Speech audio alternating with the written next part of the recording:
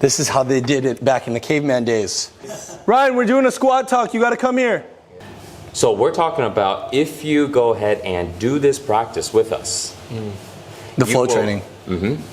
You will be able to imprint these beliefs, imprint these thoughts into your mind faster.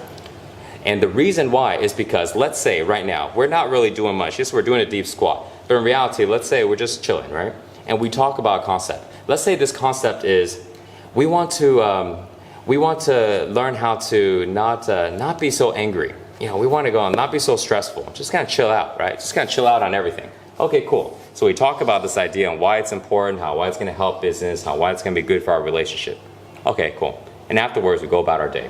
This is what normal people do when they are wanting to change their mindset. Sure.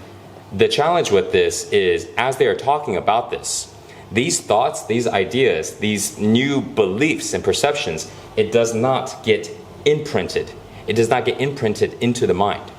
And the reason why it doesn't is because in order for imprinting to happen, there needs to be an elevated emotion, an elevated feeling. An elevated feeling in the body at the same time when the thought is being created.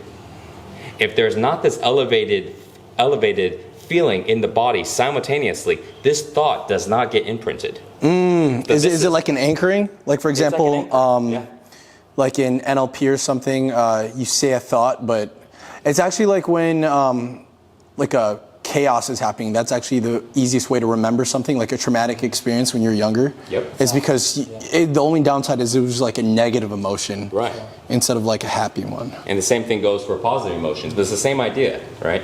Your first child, you know, your wedding day, or you know, or your father dying, whatever it is, whatever these events is, just as long as we have this elevated feeling in the body, whatever that event is now imprinted into our mind. So the content that you're trying to create is you're trying to teach them how to elevate their state when they're trying to learn something?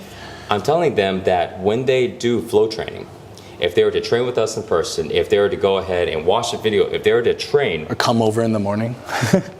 by doing this practice, we are imprinting thoughts into their mind. And the way that we're doing it is we are activating the feeling in their body.